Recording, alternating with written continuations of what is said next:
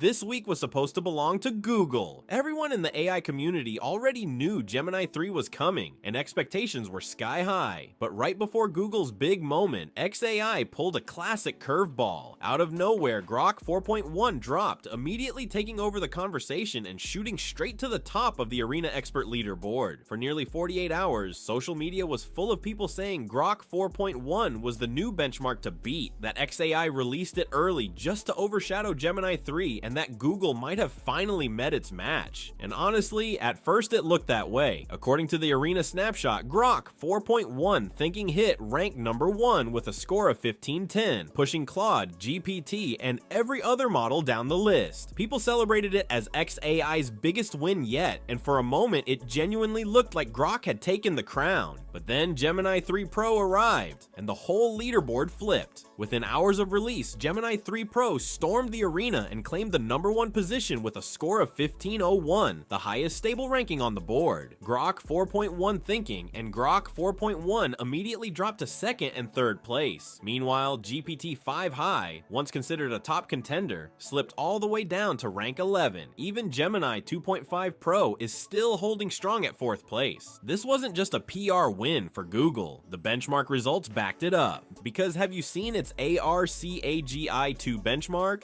ARCAGI2 is designed to test whether an AI can think, reason, and generalize the way a human does. That lone green dot sitting around 31% is Gemini 3 Pro, and far above it, that second green dot at around 45% is Gemini 3 Deep Think, the preview version. These are the first models to blow past the Berman baseline, and they're way ahead of everything else on the entire chart. Second place isn't even close. That's GPT-5 Pro, down near the 17% range. And third goes to Grok 4 Thinking, sitting just below it. No other model on the board even comes close to what Gemini 3 is doing here. Now look at humanity's last exam, the benchmark that tests a model's ability to solve complex, multi-step problems without relying on memorized patterns. Gemini 3 scored 37.5% with no tools, and 45.8% with code execution and search. That's a huge jump compared to Gemini 2.5 Pro at 21%, which is already considered an older model. Claude Sonnet 4.5 comes in at 13%, and GPT 5.1 at 26.5%. Meanwhile, AMI 2025 aced the benchmark with a perfect 100% when code execution was enabled. And the only benchmark where Gemini 3 didn't take the top spot was SWE-Bench Verified, which measures a model's ability to fix real bugs in real code bases. First place went to Claude Sonnet 4.5 at 77.2%, with Gemini 3 Pro right behind it at 76.2%. And Gemini 3 also performed incredibly well on Vending-Bench. Remember, Vending-Bench tests whether a model can manage a simulated vending machine, planning inventory, predicting customer behavior, and maximizing revenue. Gemini 3's net worth reached $5,478.16, while second place, Claude Sonnet 4.5, was far behind at around $3,800. Now this number is so impressive that users on Reddit are saying, if this is real, Google is going to be the solo reason the American economy isn't going to crash like the Great Depression,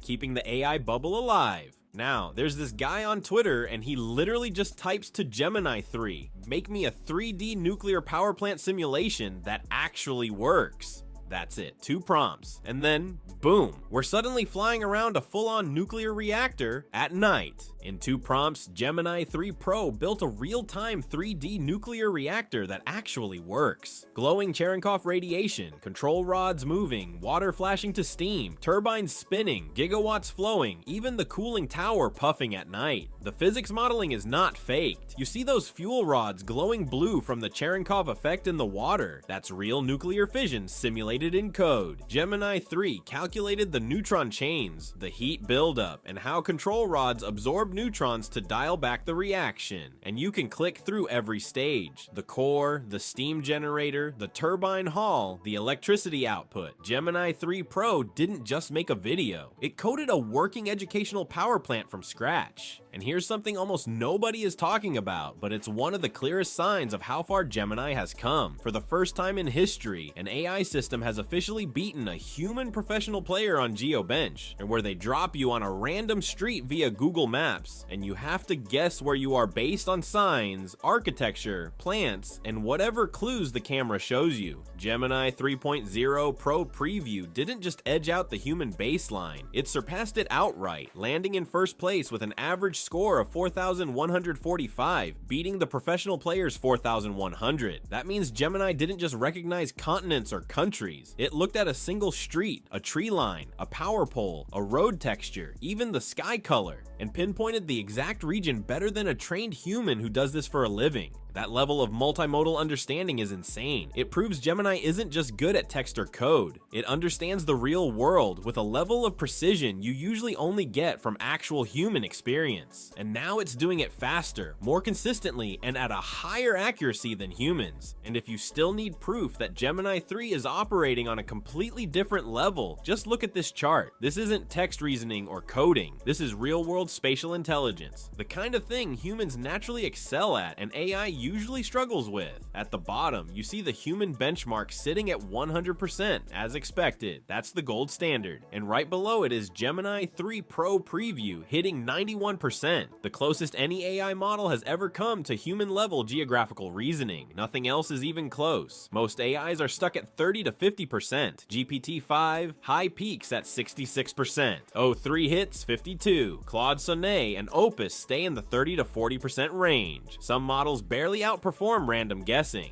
From a single blurry image, Gemini can reason out impossible geometries like it's born for it. No tricks, just pure spatial reasoning. This means Gemini 3 isn't just seeing, it's understanding the world in 3D, like us. Robotics grabbing objects flawlessly, AR apps that nail depth, architects prototyping instantly. It's all here. Google is cooking something god tier, and we're all just along for the ride. Now, one user typed this prompt: create a beautiful 3D visualization of the difference in scale between a subatomic particle, an atom, a DNA strand, a basketball, the Earth, the Sun, the galaxy, and beyond. And Gemini 3 Pro instantly generated a butter-smooth animation starting at the subatomic level, quarks buzzing like electric fireflies, protons snapping into a glowing hydrogen atom. It zooms out seamlessly to DNA helices twisting neon, a virus cell hovering like sci-fi horror. Then it scales up, human cells pulsing red, an ant marching across the screen, even a basketball for scale. But it doesn't stop. Earth spins in blue and green. The sun ignites in orange fire. Planets orbit like clockwork toys. The Milky Way unfurls in starry spirals. The local group clusters together, and the Virgo supercluster stretches out into a cosmic web. Filaments spanning billions of light years, all labeled clearly, all accurate. And this is all from the first prompt. Next, someone asked Gemini to build a website,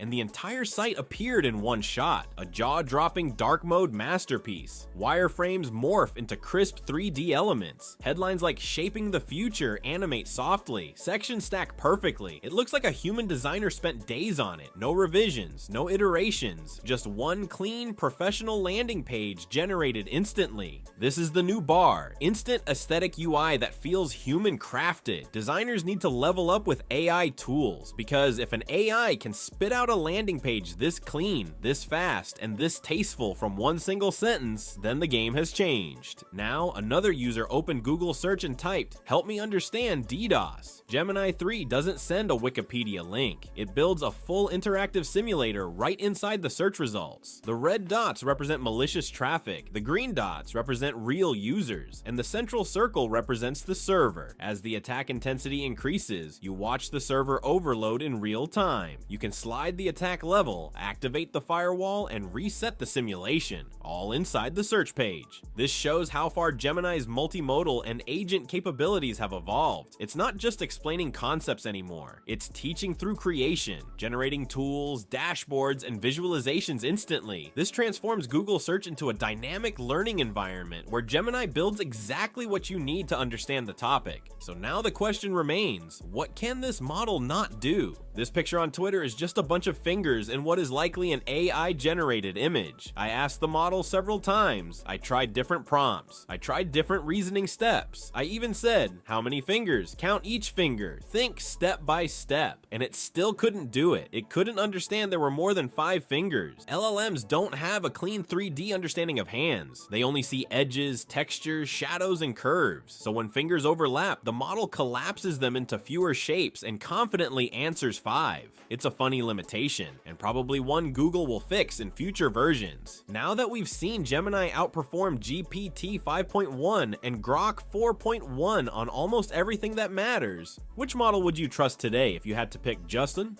Gemini 3, GPT 5.1, or Grok 4.1? Comment your take and don't forget to like and subscribe. I'll keep you ahead of every major AI upgrade happening right now.